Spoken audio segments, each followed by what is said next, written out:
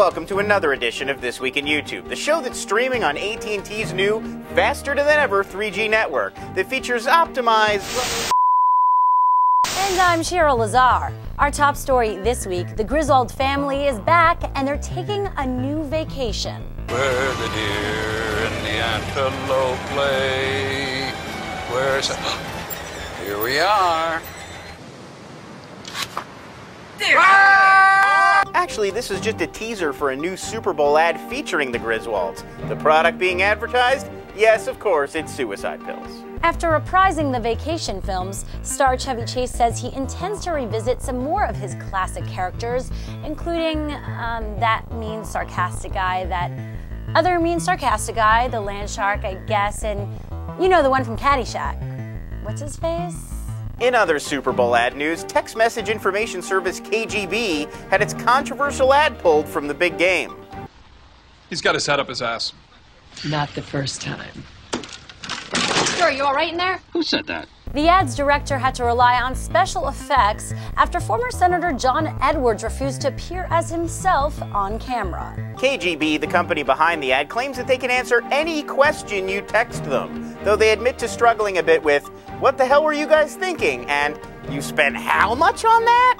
On the promotional tour for I Love You, Philip Morris, Jim Carrey and Ewan McGregor got a little cheeky. Ewan, as a Jedi Master, could Jim have been a good Darth Vader? Yeah. Oh, yeah, yeah. Huh? Yeah, definitely. Can you do that?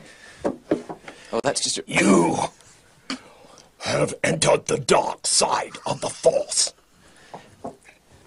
You have made an ass of the Empire.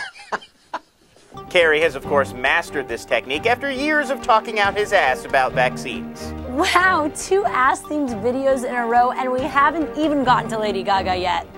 Has to be some kind of record. Wait, we haven't talked about Lady Gaga yet? Crap!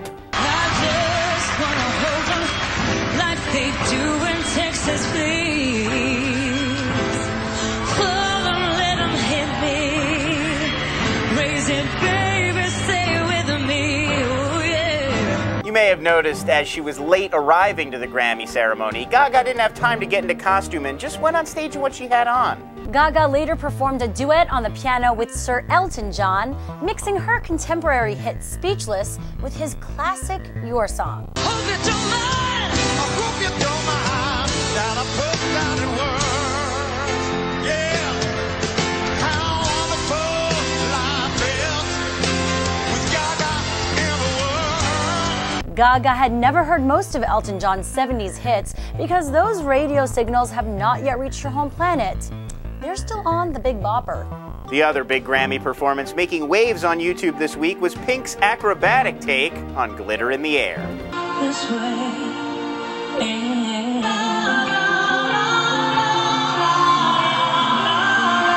And if you think that looks dangerous and death-defying, consider that Pink shared a dressing room and that's a toilet seat with Lady Gaga.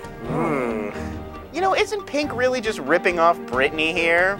How do you mean? Well, Britney's last album was circus-themed, and she's looked like a clown at award shows for years now. Yo, Ellen Ripley, protect your motherfucking neck. She picks up you gently without being seen, but then accidentally backs into the Queen. The Queen sees that Ripley is armed to the teeth, so she calls off the guards and lets Ripley retreat. This ingenious 10-minute rhyme is already the most popular rap song with aliens since the last Daddy Yankee release. Yes, there's nothing like a good beat to cross interplanetary cultural boundaries. But we already knew that. Just walk it with me, take a walk with me, come on and make your neck work. Now freeze.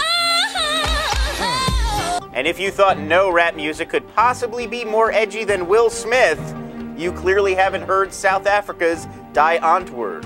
I'm a ninja.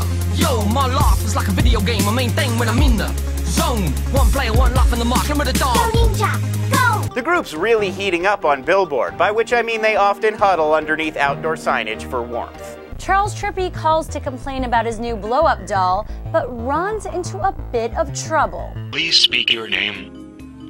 Charles. Thank you, Wendy. Wendy? No. Thank you, Wendy, no. It's Charles, you stupid bitch. If I were you, I would watch who I call a stupid bitch. Yeah, customer service has really gone downhill since Time Warner got in the inflatable doll business. You should really just replace your inflatable doll once every 6 weeks, like iPhones. Or now iPads. Topical. Parker's wife Holly has a bit of trouble watching sad movies. Here she is after screening Steven Spielberg's AI. And then he cried. I know, because he turned into a real boy because he wished for such a long time. He wanted to be a real boy. I think I could... For those viewers having trouble hearing what Holly's saying, let's slow down that footage. Why did I sit through that whole movie? It must have been 3 hours long, and I couldn't even tell if those things in the end were aliens or future robots. I mean, what the hell? You know, to be fair, I reacted the exact same way when I first saw Crank 2. I mean, why don't things ever work out for Jeff Chelios? He's just trying to be the best contract assassin he could be, you know? And the Chinese mafia is always trying to kill him. Right. It just doesn't seem All right. fair. And... Well, that does it for this week in YouTube. If you liked what you saw, be sure to rate and subscribe to our videos. For Lon Harris, I'm Shira Lazar, watching YouTube so you don't have to.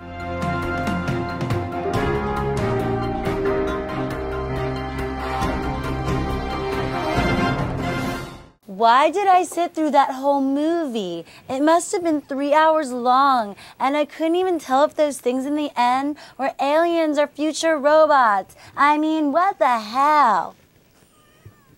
It's good stuff.